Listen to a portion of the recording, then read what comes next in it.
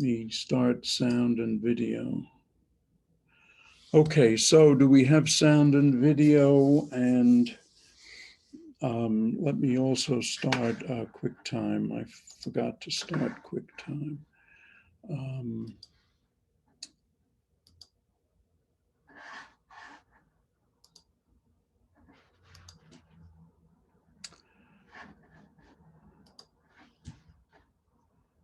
So let's see. We were talking last time, well, about self-adjoint differential operators, self-adjoint systems. A differential operator of this form is formally self-adjoint, and but not necessarily actually self-adjoint. And before going on, let me mention something that I've just added to the, well, a couple of things that I added to the example section. The example on Hermit polynomials, the reason we choose lambda to be an eigenvalue 2n plus 1 when we choose when we use the root r equals 0 is that we want the Hermit function to be a polynomial. And then if we choose r equal to 1, we choose the eigenvalue to be 2n plus 3. Although this is still the sequence 3, 5, and so forth. Here we have r equal to 1, and so we're getting the odd polynomials here and the even ones there.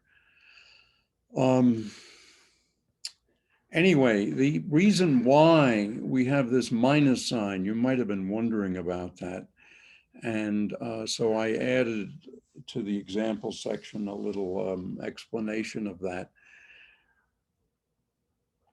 And let me say how I think about it. The way I think about it is that minus d2 dx squared is intrinsically positive when acting on square integrable functions. And the way I think about it is that, well, a square integrable function has a Fourier transform that's square integrable. And so when we act by minus d2 dx squared, that brings down a k squared, and k squared is positive, at least for real k. I then thought this afternoon that this would be obvious by taking an obviously square integrable function and differentiating it. This gives something that isn't as positive as I thought it would be. It gives something whose integral actually vanishes. It's sort of positive in that it's positive where it's biggest, but as I said, its integral from minus infinity to plus infinity turns out to be 0.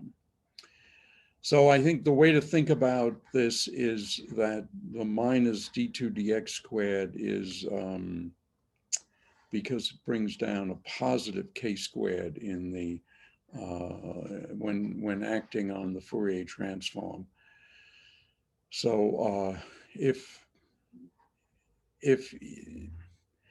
this is supposed to generate a function that's positive, well, then when you multiply by k squared, it's also positive. I don't know, this is kind of a funny way of speaking, so I think I'll just leave it at that. I guess another way to think about it is, suppose we take sine, we differentiate, once we get cosine, differentiate again, we get minus cosine. So we need a minus sign when we differentiate twice. Same thing with cosine, you differentiate once, you get minus a sign, differentiate again, you get cosine, but with the minus sign. So minus d2 dx squared acting on sine or cosine gives you something that's effectively multiplies the same function by a positive number. In any event, what we saw when we looked at self-adjoint differential operators yesterday and the day before is that they're intrinsically self-adjoint. Here where I'm thinking of functions that are well behaved on the real line, and we what we do is we integrate by parts twice, and we wind up with Green's formula, which is VLU. If L is self-adjoint, is formally self-adjoint, then VLU minus ULV integrated is the function P of X times the Wronskian of U and V evaluated between B and A. And let me bring up the, I think I'll start with a new note here, and let me move this note thing over here so that you can see it. And I rather want this bottom part to go. So let me just remind you that W of U and V is the determinant, and what we have is UV, U prime, V prime, and so that's UV prime minus the U prime. So that's what this thing is. George Green, well, that's Green's formula. The differential form is Lagrange's formula. So if you change this to integral a to x of VLU minus ULV dx, what you get is P times the Wronskian evaluated at x and a. You now differentiate, you get VLU minus ULV at x is PW, so P of x, and then the Wronskian evaluated at x. So this is P of x times U of x, V prime of x minus V of x, U prime of x. So those are Green's formulas and Green's formula and Lagrange's identity. What these imply is that if we have suitable boundary conditions, and the boundary conditions being PW evaluated between A and B vanishes, then we have that the formally self-adjoint differential operator is then symmetric, because when you integrate by parts, these boundary terms go away. Sam, that'll do. Anyway, you get that VLU is equal to ULV.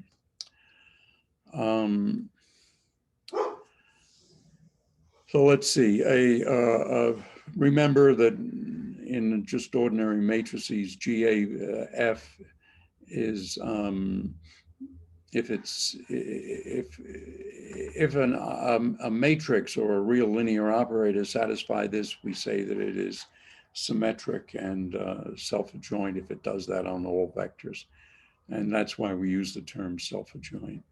And in quantum mechanics, we go to, we have a complex identity.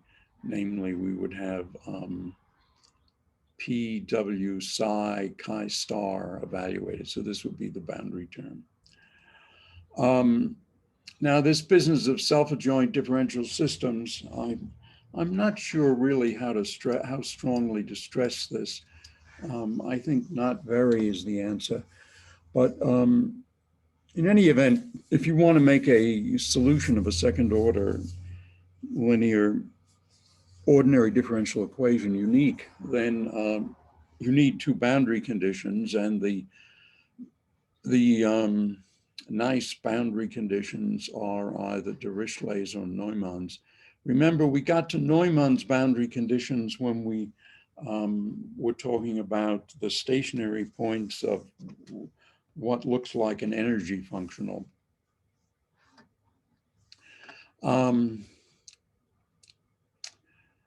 The other case is the Dirichlet boundary conditions.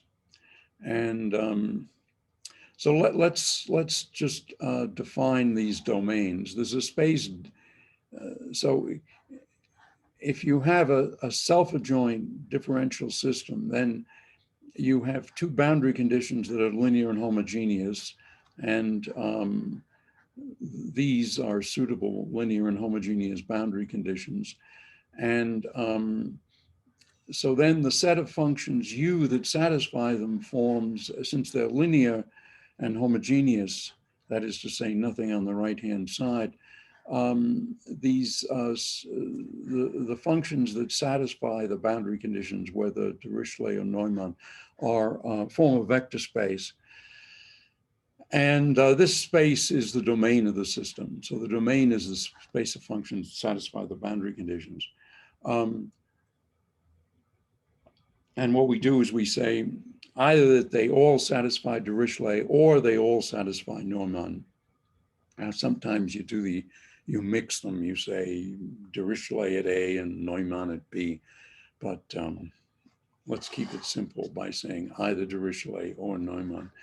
The adjoint domain of a differential system is a set of twice differentiable functions V that make this boundary condition vanish for all functions u that are in the domain. That is to say, if u satisfies Dirichlet or Neumann boundary conditions at A and B, then V is in the adjoint domain if it's twice differentiable and it makes these boundary terms vanish.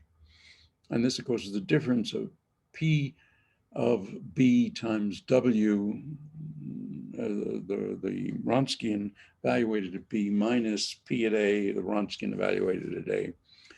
And so then we say a differential system is regular and self-adjoint if the differential operator is formally self-adjoint, if the interval is finite, if P, P prime, and Q are continuous real functions of X on the interval, P is always positive on the closed interval, and if the two domains coincide, that is to say D and D star coincide.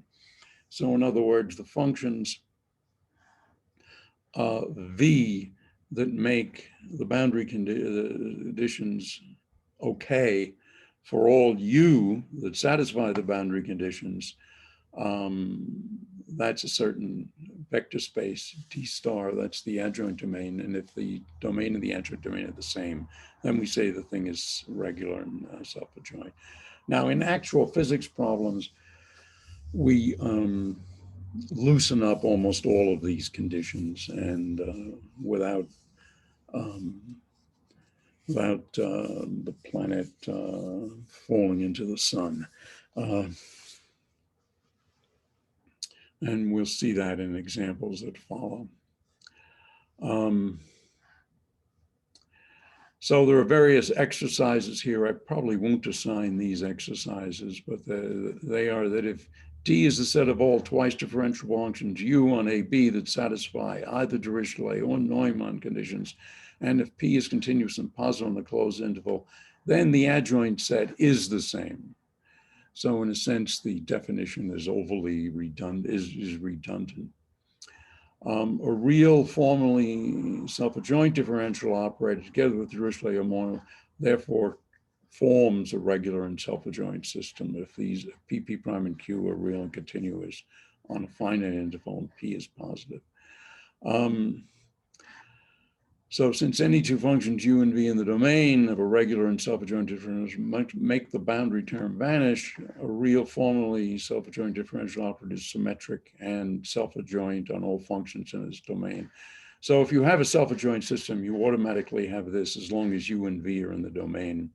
And if it's complex, you have this situation. So then you're saying that the L is a Hermitian operator. That's basically what it comes down to.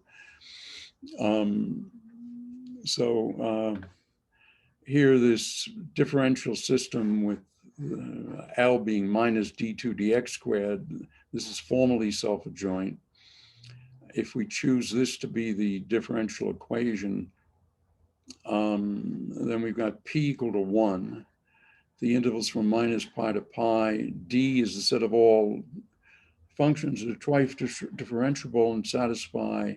If we say they satisfy Dirichlet boundary conditions, then we get a self-adjoint differential system which the domain includes linear combinations of sine and x. If instead we oppose Neumann, we get cosine nx. And in both cases, the system's regular and self-adjoint.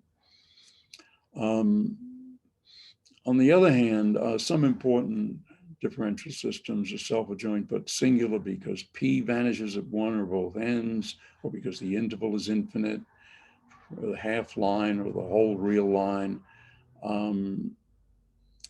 In these singular self-adjoint differential systems, the boundary term will vanish if U and V are in the domain, which is equal to the adjoint domain. So Legendre's formally self-adjoint differential operator is this. The differential equation then looks like this. P vanishes at both ends, so it doesn't satisfy the rigorous conditions for a self-adjoint system. So we say the system's singular. P vanishes at both ends, and so the boundary term, namely, let's see, can I get, yeah, this Wronskian times P just automatically vanishes as long as U and V are differentiable on the interval. And so the domain D is just the set of all functions that are twice differentiable on the interval -1 to 1. So you see, this thing is sort of overly protective. In other words, this is a definition with seat belts, airbags, and whatever other safety device you can imagine. Hermit's system, it's also the formally self-adjoint differential operator looks like this. This is the differential equation on the interval, and this has P of x is actually just equal to 1, Q of x is x squared. It's singular because the interval is infinite, and the domain is all functions that are twice differentiable that go to 0 faster than, turns out they need to go to 0 faster than 1 over x to the 3/2, which ensures that the relevant integrals converge and the boundary term vanishes. Okay, and the reason for this is that we've got an x squared there. We can make a differential operator. So if we have a generic, real, second order, linear, homogeneous differential operator, actually the operator itself is not homogeneous.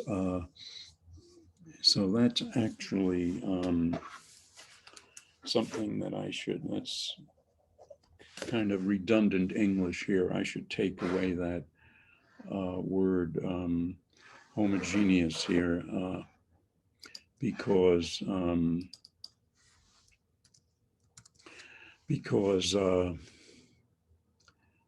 it's the differential equation that's homogeneous. If it's just involves terms that have the unknown function and not some source term. Anyway, we want to make it formally self-adjoint, and formally self-adjoint means, of course, that it looks like this, and therefore carrying out the differentiation, we get P second derivative minus P prime first derivative plus Q. And the way we take this thing and put it in this form is we first define L1 as L0 over minus H2. That gives us a minus sign here. So we've got the leading term, right? Then we multiply by a positive prefactor. And it's positive because the exponential of a real number is positive, of course. And let's see, I can make this bigger so that you guys can see it better. But then if I touch the mouse the wrong way, it'll go to an absurd magnification.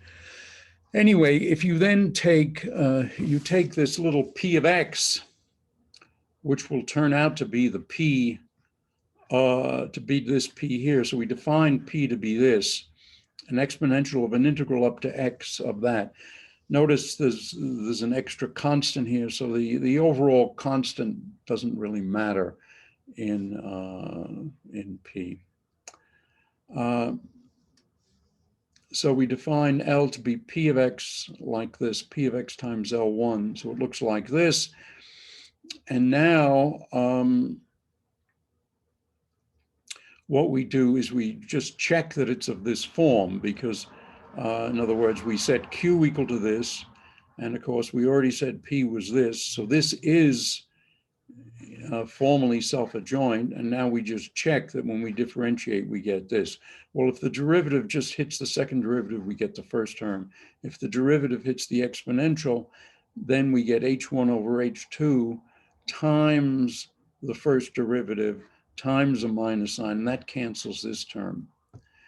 And so in C, we actually do have this expression. And this thing that we added in turns out to be Q.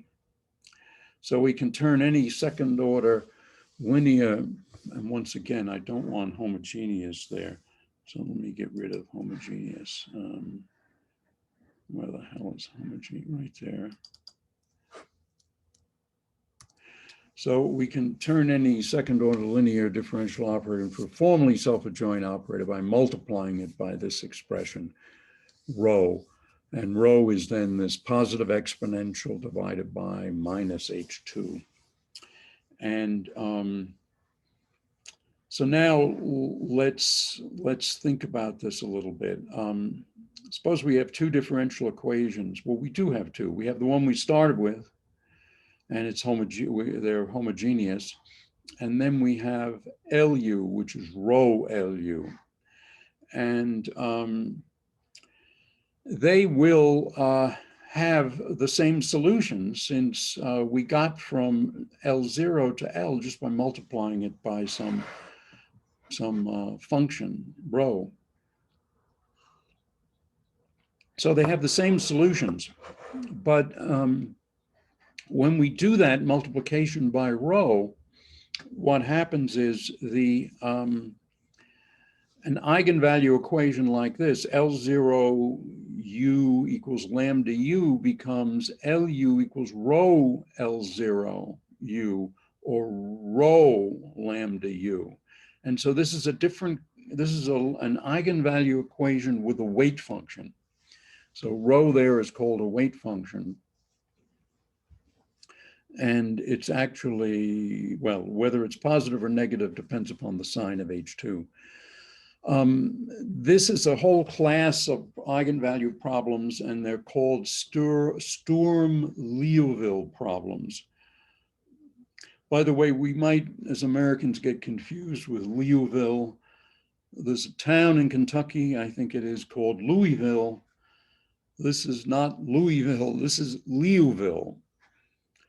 And the people involved were Jacques Sturm and Joseph Liouville, who were more or less contemporaries, although Liouville was luckier with his life. He lived almost twice as long. Anyway, if H2 is negative, then the weight function turns out to be positive. Anyhow, what about Wronskians of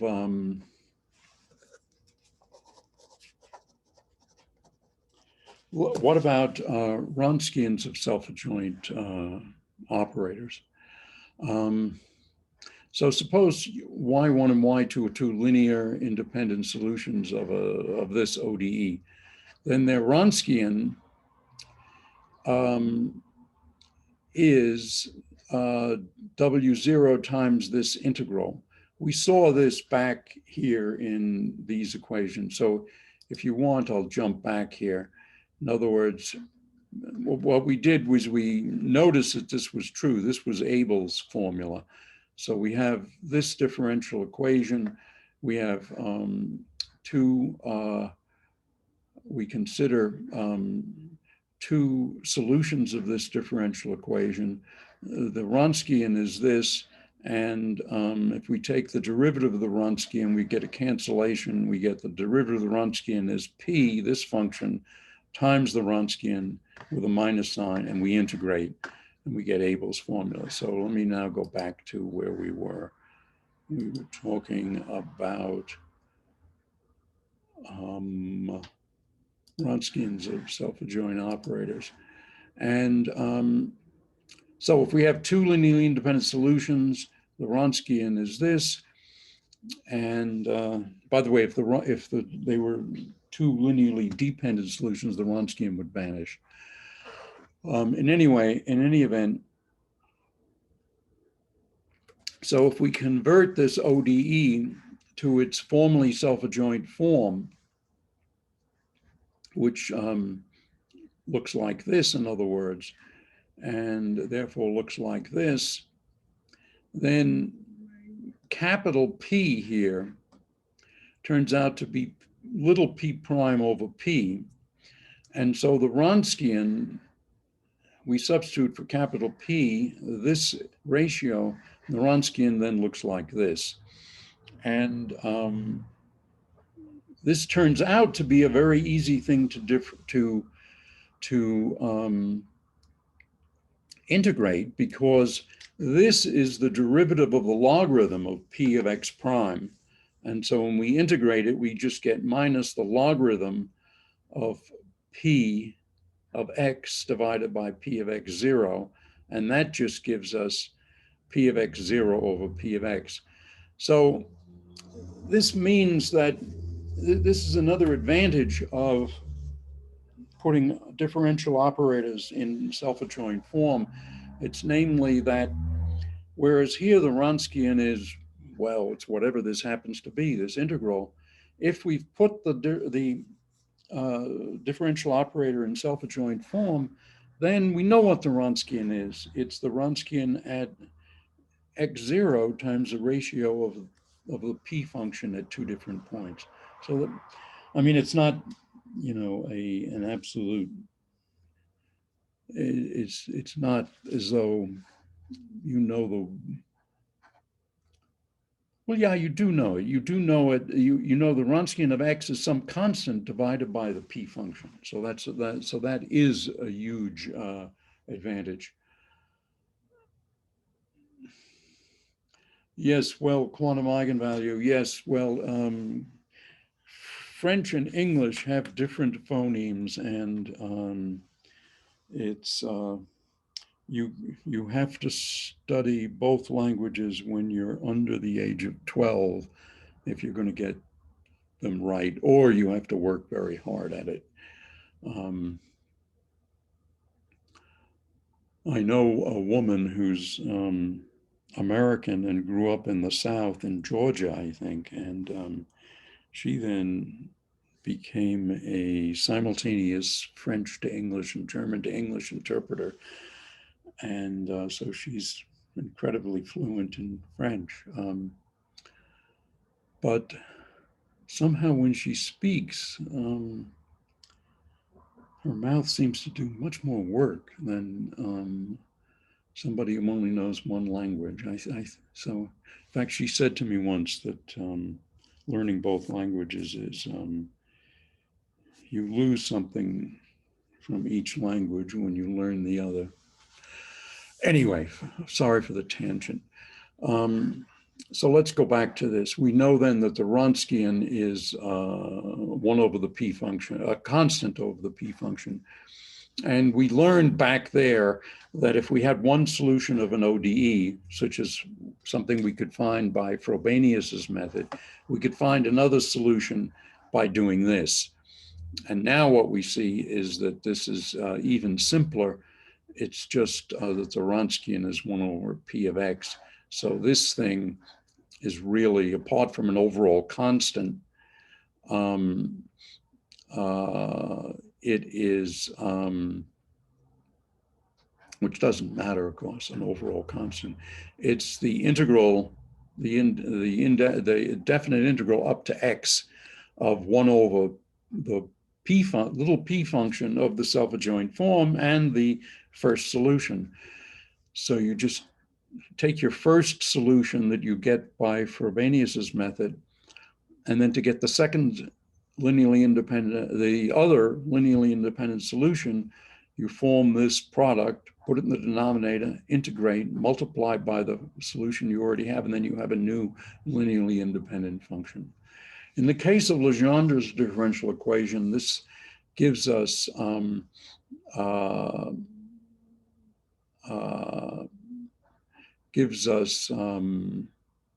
for example, P0 is the first Legendre polynomial, the 0th Legendre polynomial, that's just 1. And so what we get is Q0 just turns out to be this. And this is singular at both ends of the interval. Anyway, that's just an example. So sometimes, especially when you have singular points, your differential, your second solution isn't super smooth everywhere. Let's look at first order self-adjoint differential operators. And I'm doing this because one of the famous self-adjoint differential operators in quantum mechanics is the momentum, which is h bar over I times the first derivative. So this is h bar over I, and h0 is 0 in the really important case of quantum mechanics. Now we want to make this self-adjoint, and so what we do is require that chi star L psi, and I went to complex notation because we want to deal with quantum mechanics here, and we want L to be self-adjoint, and so what we mean in quantum mechanics is that we shift this over here, but at the price of adding an adjoint, and we have a star there, and so it looks like this. And now what we do is we integrate the first term by parts. We have h1 psi prime plus h0. So that's the form that this has. And now we rearrange it, integrate by parts. And when we're done, we have this. So these are several steps that you can go through carefully. By the way, if you ever find a mistake in what I've in the book, please send me an email because I like to correct the mistakes. I have been maintaining erratum sheets of errata and or tables of errata, and damn trouble is that the links to them no longer work because they go to the computer called Quantum that whose hard drive was erased by or damaged by the surge, by electrical surges in Pais. So we'll assume the boundary terms vanish. The boundary terms will vanish if we have both h1 star equal to minus h1 and h0 star minus h1 star derivative equal h0, then so if we have both of these conditions, we have boundary terms vanish and we satisfy these two conditions, then we have chi star L psi is L chi star psi. And so we would then say L dagger equals L. And so the general form of a first order self-adjoint linear differential operator is I times a real function times the first derivative plus an arbitrary real function, and then I over 2 times the first derivative of the real function that you put here. And one example of that, of course, is the momentum operator h bar over I. This is just R is equal to minus h bar, S is equal to 0. The angular momentum operator is also self-adjoint. And that's because the Levi-Civitas symbol, of course, epsilon ijk is totally antisymmetric. Another example is the momentum in a magnetic field, and that is formally self-adjoint. And by the way, this thing here actually, so let me get back to that. This thing actually represents the kinetic momentum. So you may be puzzled about that, but this is, I think this, we call this the canonical momentum, and it is actually the kinetic momentum. So this h bar over I grad isn't the kinetic momentum. It's, you subtract out minus EA, and then you get the actual kinetic momentum. Okay, we talked about this earlier, namely an energy functional and a function U, and and in quantum mechanics, we usually deal with normalizable wave functions. So let's now find a function U that minimizes the energy functional. And notice we got a little p here, subject to the constraint that U is normalized on AB with respect to a positive weight function rho. So what I'm doing is I'm making contact with the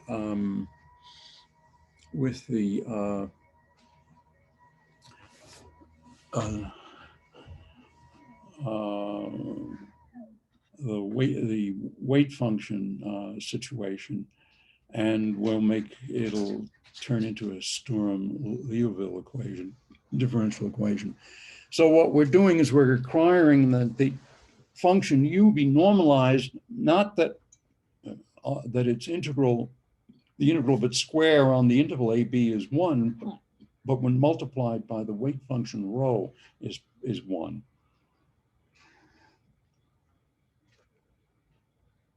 And we're imagining that rho is a positive weight function.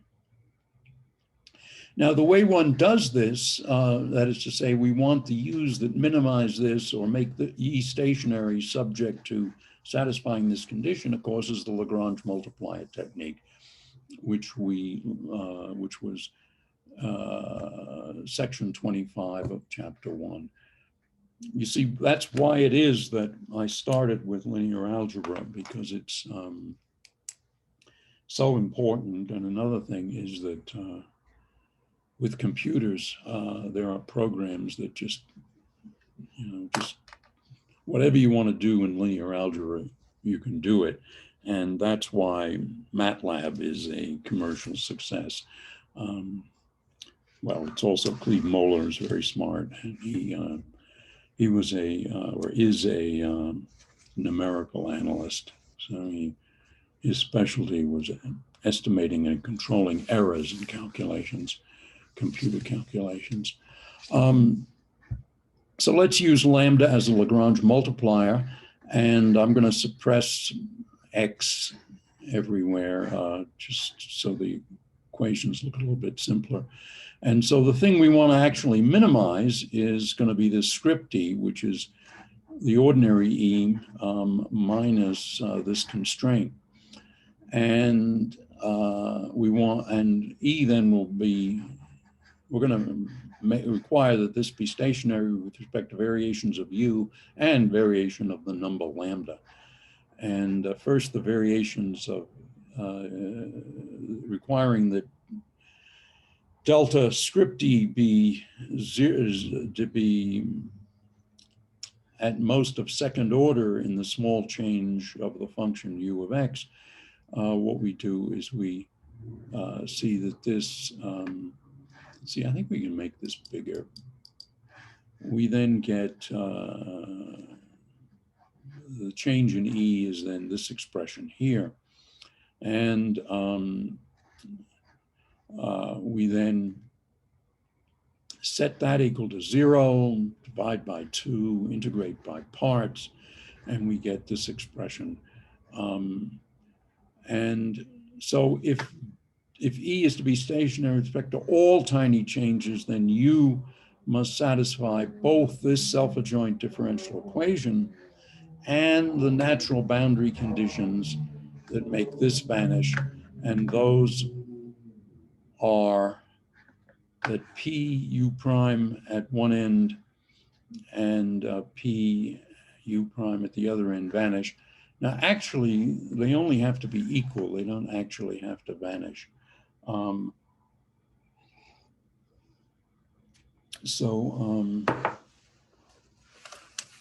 me just make a note to myself that must is a little strong in 335. So these are essentially the Neumann boundary conditions. If instead we just require E to be stationary with respect to all variations delta U that vanish at the endpoints, that is to say the variations vanish at the endpoints, then U must satisfy the differential equation, but need not satisfy these boundary conditions. In both cases, the function U that minimizes the energy respecting normalization is an eigenfunction of the formally self-adjoint differential operator. This with eigenvalue lambda, in which there's a weight function rho. So this has turned into a Sturm-Liouville equation. And so where did it become Sturm-Liouville? And it's basically, it's not that we change the energy function, it's rather that we change what we mean by normalization.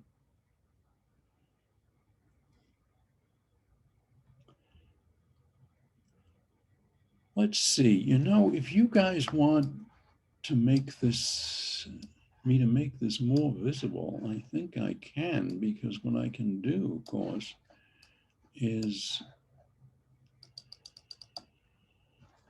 I can go here. So now we've got, in fact, why don't I go all the way up to 400? Well, let's just do, all right, 399. Okay, so here we've got nice big print. So in other words, the origin, I mean, when we start out with this formally self-adjoint differential operator, the thing became Sturm-Liouville instead of just an ordinary eigenvalue equation when we said that the normalization condition involved a positive weight function rho. And you can see why rho should be positive, because it's, if rho, you see U squared is automatically positive, and if rho were not positive, this would be a very funny equation. And so we could have U squareds that were huge where rho was negative, and then huge also at other values of x where rho was positive, and the whole thing would cancel and just leave us one. So that's why we want rho to be positive. Now, let's now ask a couple of questions here, and I don't know how much I should dwell on this, but how is the eigenvalue related to E and N? And so we're staying with a self-adjoint system and so forth. And what we're saying is that the boundary terms vanish. And what we do is we're going to take the Sturm-Liouville equation and multiply by from the left.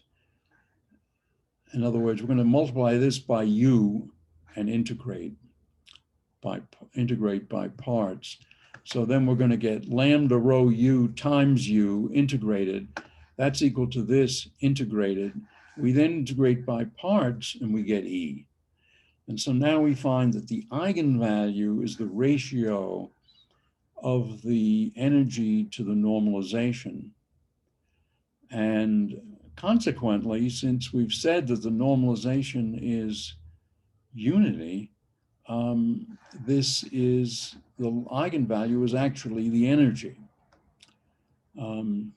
So our condition was over here was, God, you guys might be getting dizzy, that n was 1. And so this is basically telling us that we're minimizing or making stationary the ratio, but since n is held fixed at 1, it's in fact just lambda is just E. You might wonder, why are the square brackets here? That's because E is a functional. So it maps, E is a map from a space of functions to numbers.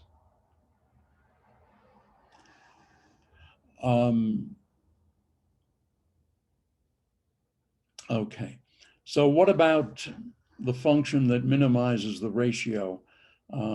Is this an eigenfunction of the Sturm Liouville equation, and is it the least eigenvalue? And the answers to both are yes. And so what we do is we look for the change in R, and it turns out to be these two things to first order.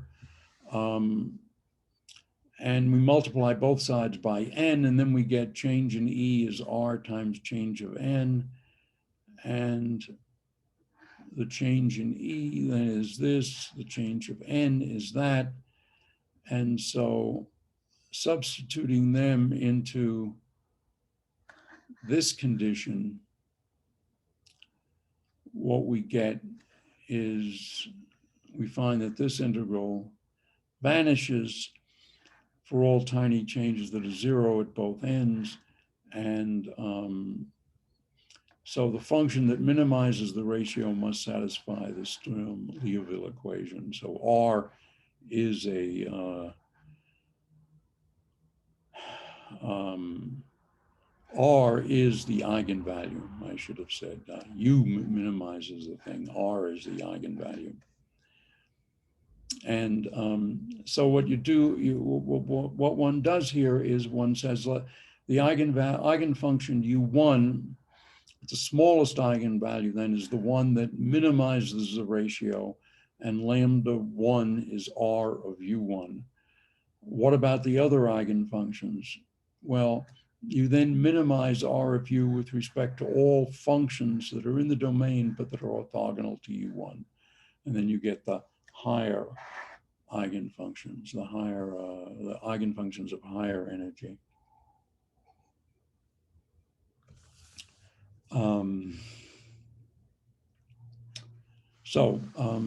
As an example, let's see, I'm just wondering, should I do, which example should I, maybe, why don't I maybe do the middle example, because the harmonic oscillator, you see the harmonic oscillator over and over again in physics courses, but it really is important. And so let me skip the other examples. If you want me to do these other examples, say something on chat or ask for them on Wednesday's 468 class. So we want to minimize this energy, and subject to this normalization condition, we introduce the Lagrange multiplier. We get this differential equation here, but we chose the weight function to be unity, and so it's just an ordinary differential equation. And this, in fact, is this is exactly Schrödinger's equation, where E is lambda is the energy. What we can do, this is a trick that I like very much, actually. We can factor this thing,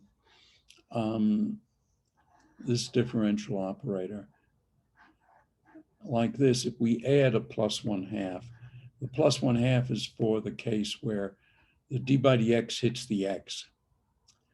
And so what's the situation? Well, this thing here, it's a positive number times something times its adjoint. That's intrinsically positive. So this is an intrinsically positive structure.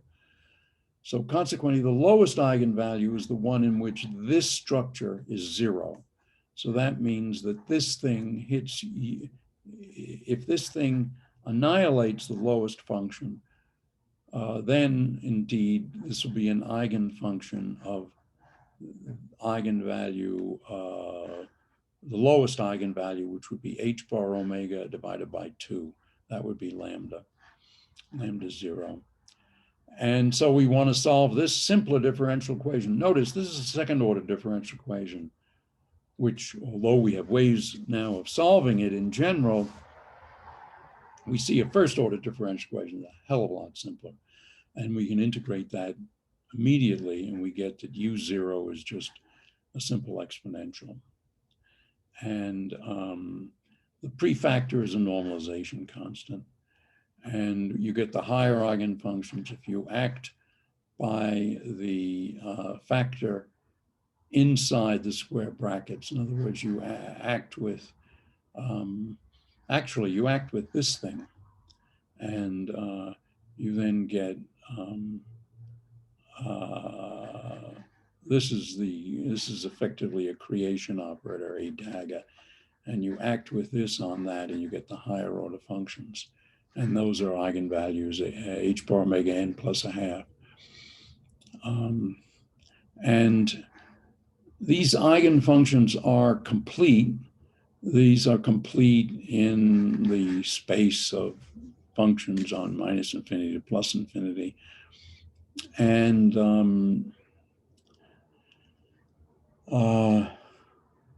notice that the eigenvalues go to infinity as n goes to infinity. So they're proportional to n, in fact. But the key thing is that as you start with n equals 0, then n equal 1, n equal 2, and then you send n to infinity, the eigenvalue also goes to infinity. That is characteristic of systems of eigenvalues and eigenfunctions, such that the eigenfunctions form a complete set of functions. Complete set in the sense that you can expand any function in terms as a linear combination, possibly an infinite linear combination of these eigenfunctions. And the same thing is true of the examples we skipped. Here, what was this one? Let me just see which one it was. I've even forgotten. Infinite square well. Well, that would have been my second choice to do it. For the infinite square well, the eigenvalues go as the square of the index of the eigenfunction. So as n goes to infinity, these go to infinity as n squared. And if we look at Bessel's system, the eigenfunctions, this is, Bessel's system is more complicated. This is the system. So the system's characterized by n, the eigenvalues by m here. And as m goes to infinity, lambda goes to infinity. Okay, so here we've learned something then about eigenfunctions and eigenvalues of self-adjoint systems. And now we want to learn a little bit more. And so we're going to look at a regular Sturm-Liouville system. And it's a set of regular self-adjoint systems that have the same differential operator, same interval, same boundary condition, same domain. And those differential equations are Sturm-Liouville, each distinguished by an eigenvalue.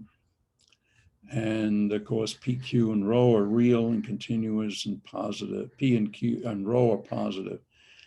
And the rate function could vanish at isolated points. And since the differential systems are self-adjoint, the real or complex functions are twice differential on the interval, satisfy two homogeneous boundary conditions that make the boundary terms vanish. The differential operator is then self-adjoint or Hermitian. And if we have eigenfunctions psi I and psi j with eigenvalues lambda I and lambda j, notice the lambdas are in this form because we're doing Sturm-Liouville, so hard to pronounce. We then can learn something. We multiply this guy by psi j star, and that one by psi I. Well, we complex conjugate and multiply by psi I. Then we integrate the difference. And what that gives us, the integral of the difference is the difference in between lambda I and lambda j star times this integral. Now we set I equal j, and we get that 0 is lambda I star minus lambda I times rho psi dagger, well, absolute value of psi squared. Well, this is clearly positive.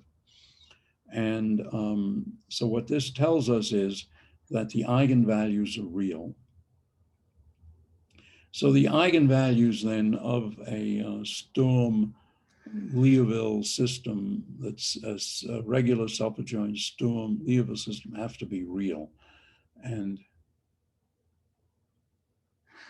question here, what if we don't? Well, the thing is, if we don't have a bound on the eigenvalues, then that's when the eigenfunctions are complete. And we want the eigenfunctions to be complete because you know, when you sit in a quantum mechanics class, what you'll hear over and over again is that our set of eigenfunctions are complete because the eigenfunctions represent all possible states of energy, and the particle has to be either in one of those states of energy or in some state that's a linear combination of those states of fixed energy. So the completeness of the wave functions is an essential aspect of quantum mechanics. So what we see is that the eigenvalues are real all the eigenvalues of a regular Sturm-Liouville system are real. Now, since they're real, we can look at this equation again. Since they're at this equation, 0 equals Li minus Lj star times this integral. But now Lj star is just Lj. And so what we have is this expression. But this tells us then that if the eigenvalues are different, the eigenfunctions are orthogonal when integrated with respect to the weight function rho, which is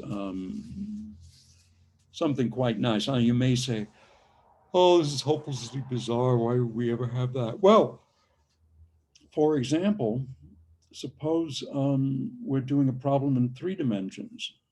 Then after we separate variables to rho, theta, and phi, theta and phi being the angular variables, the radial variable r, did I say rho? I meant r, theta, and phi, this thing would be dr. And we wouldn't just integrate dr, we'd integrate r squared dr, because the importance of a spherical shell of space is proportional to the square of its radius. Okay, so let's go on with this then for a while. Hold on, we've got a couple of more questions here.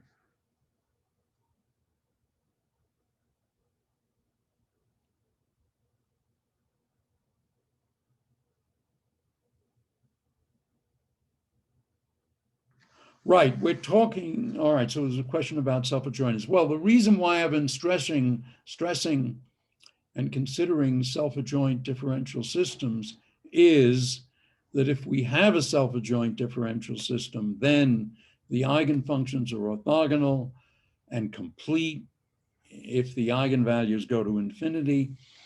And you know, that's exactly what we want in a quantum mechanical situation.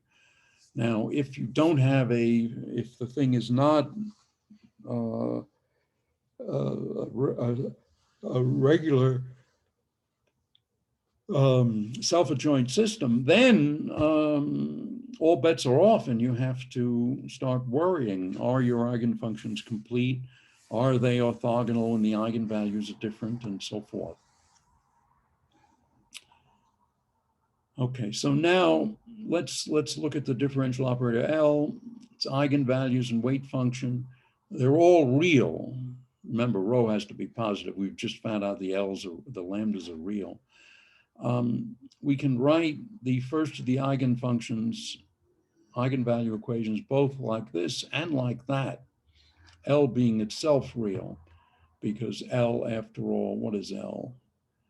It's some real function, another real function, and so apart from the psi, it's real. So where am I here now? I've forgotten where I am. Okay, so all right, so we can write the thing like this. L psi I is lambda I rho psi I, but also L psi I star is lambda I rho psi I star. And now if we add the two together, we see that the real part of psi I satisfies them. If we subtract, we see the imaginary part of psi I satisfies them. And so it might seem that psi I is made of two real eigenfunctions with the same eigenvalue. But the deal is that each eigenfunction in the domain satisfies two homogeneous boundary conditions as well as the second order solution. So UI is the unique solution in D, and you have no other eigenfunction with the same eigenvalue.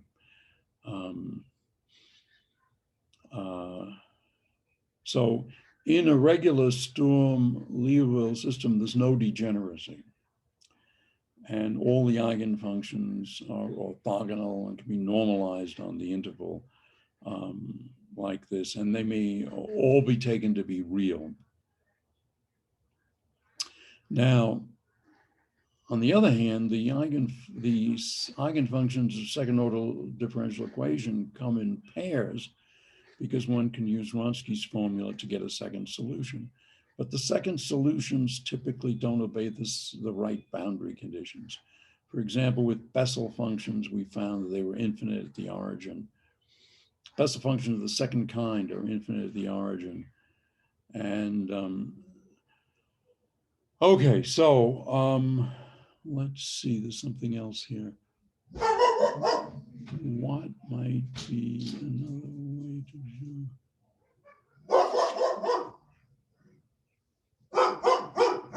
Oh, if the system is not self-adjoint, then we do not expect the eigenfunctions to be complete. And we just, you know, it's all bets are off, and you have to consider each individual case. So the reason we spent a little time saying what was formerly self-adjoint, what was really self-adjoint, and then and so forth, is that we have the ideal quantum mechanical situation if it is self-adjoint. And if it's not, well, we don't know. You have to, I mean, if you want, I invite you to, you know, pick any differential equation you like, find all the eigenfunction, eigenvalues, see whether they're complete. And, you know, it's a perfectly respectable thing to do. And if you play that game, you'll probably learn something. But you can be sure that everything works out really well in this sense of quantum mechanics only if the thing is actually self-adjoint and so forth. Okay, so what have we learned here? Let's get to the bottom of this. A set of eigenfunctions UI of a Sturm-Liouville system is complete in the mean in the domain D of the system if every function in the domain can be represented by a Fourier series like that that converges in the mean. So this is a definition. So in other words, what's a function in the domain? It means you satisfy the Dirichlet or Neumann boundary conditions at the ends of the interval AB. So then the statement is that the eigenfunctions are complete in the mean if you can expand any function that satisfies the boundary conditions as a linear combination, an infinite linear combination of the eigenfunctions, and that this series converges in the mean in the sense that the absolute value of f minus the series squared times the Sturm-Liouville weight function, the limit of that is 0.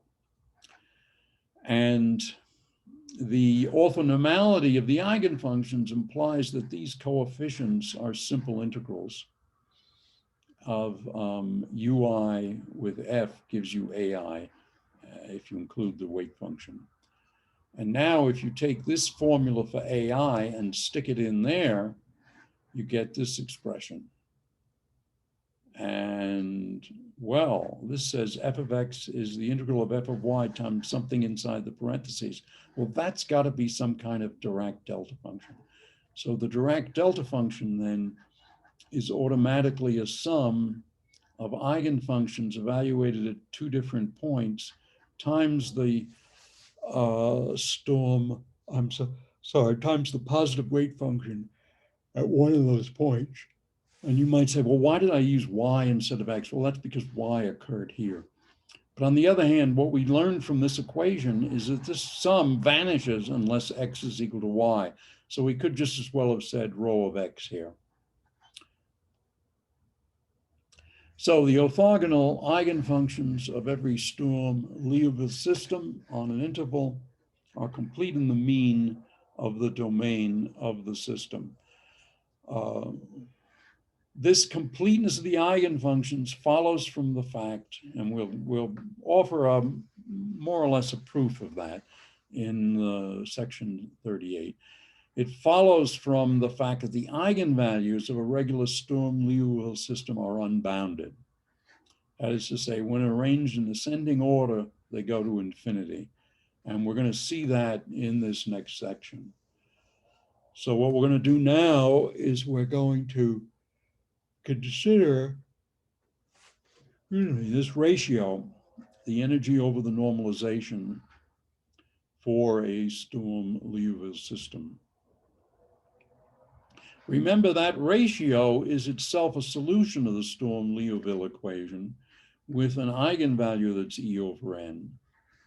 So we're going to call the least value of the ratio lambda 1. So it's also the smallest eigenvalue of the differential equation.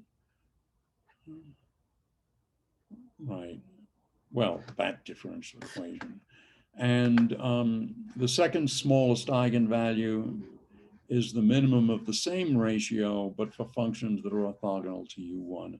Lambda 3 is the minimum of the ratio, R being E over N, the ratio for functions orthogonal to U1 and U2. So continuing this way, we make a sequence of orthogonal eigenfunctions, which we are all normalized with respect to rho. And the eigenvalues are increasing. Now the question is, how do they behave as n goes to infinity? Are they going to diverge? Are they going to go to infinity, or are they going to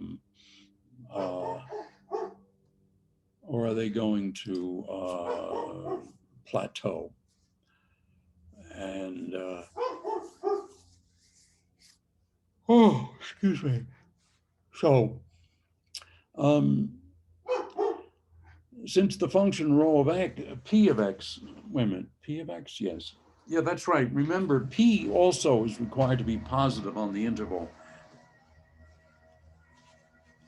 The energy functional then gets bigger as u prime increases. And in fact, if we let this function u prime zigzag up and down around a given curve, the kinetic energy will rise, but the potential energy will remain essentially constant and or approximately constant. And so by increasing the frequency of the zigzags, we can drive the energy to infinity. And an example is u is sine of x. The zigzag version is 1 plus 0.02 sine x. And I illustrate that here. What I should have done actually was maybe minimize the amplitude of the zigs and zags, but have the frequency increase, but the magnitude not increase.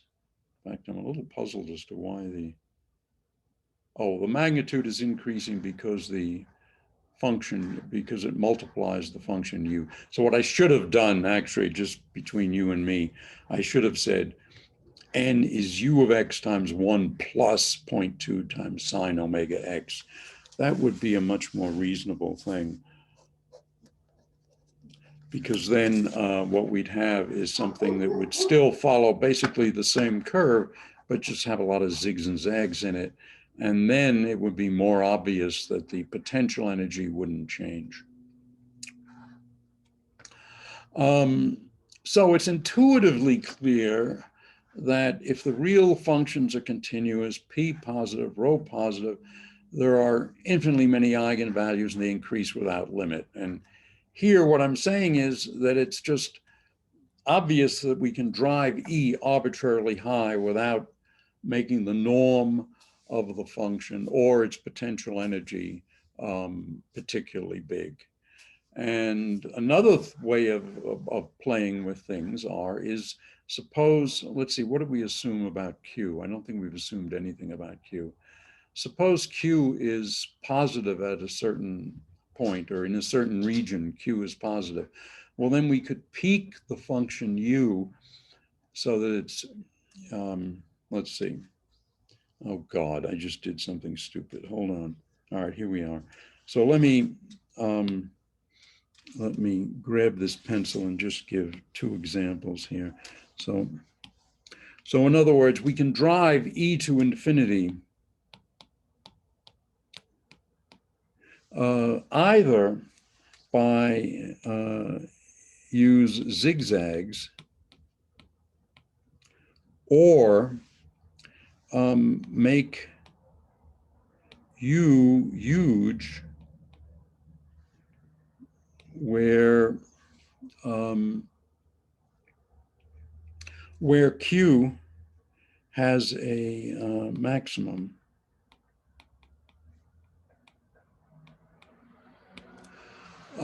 So let's see, have I said anything about Q being, I don't think Q is necessarily, did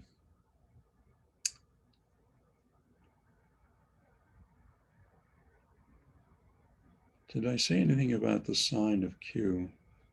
They're real and continuous P. Okay, so if Q has a positive maximum, a maximum greater than 0, then suppose Q looks sort of like that. Then what you do is you just,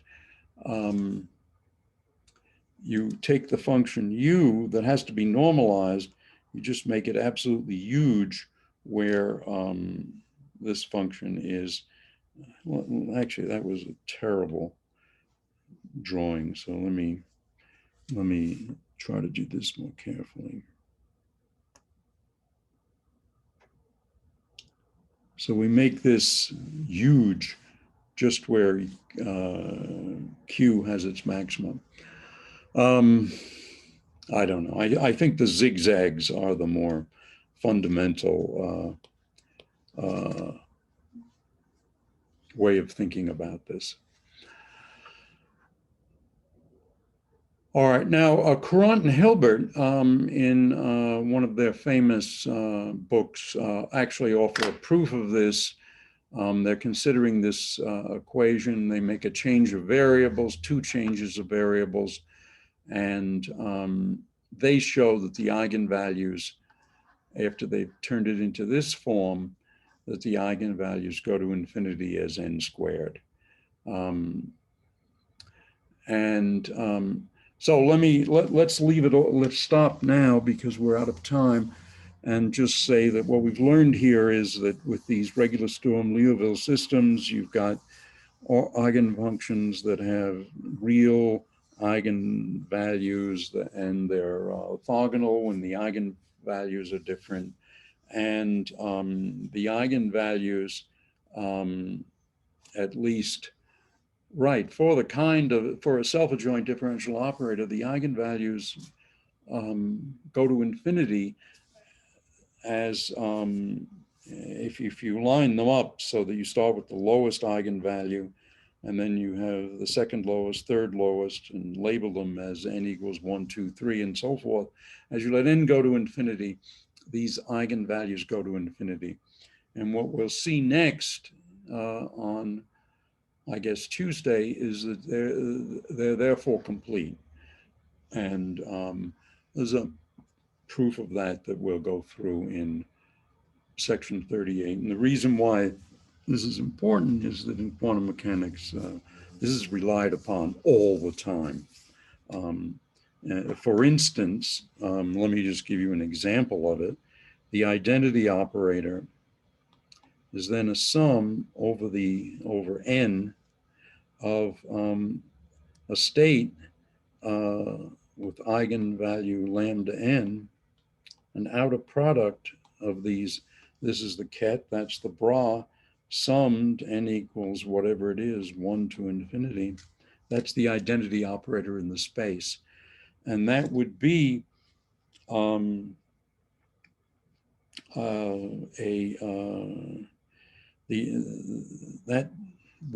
that makes sense that that's the identity operator only if the eigen functions are complete.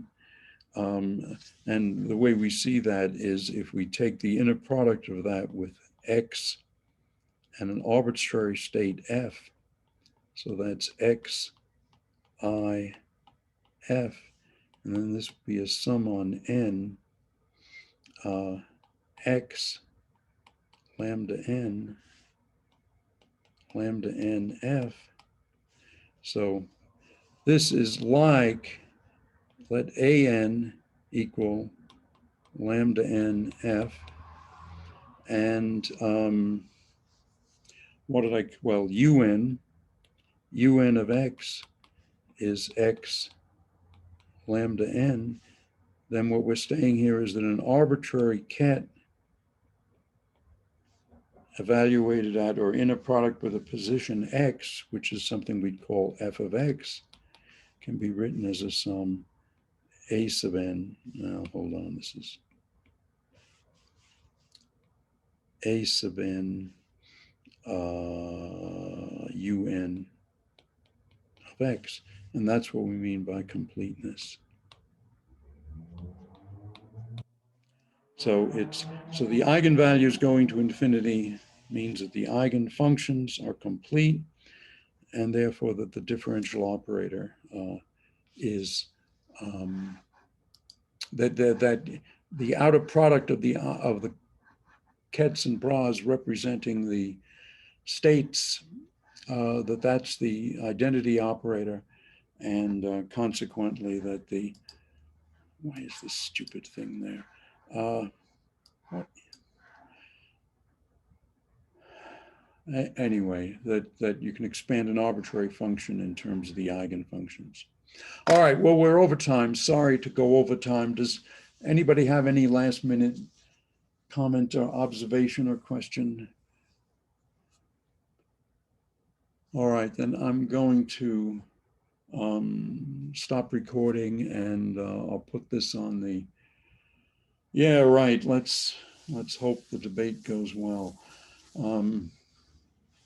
All right, take it easy, everybody, and remember, stay out of bars.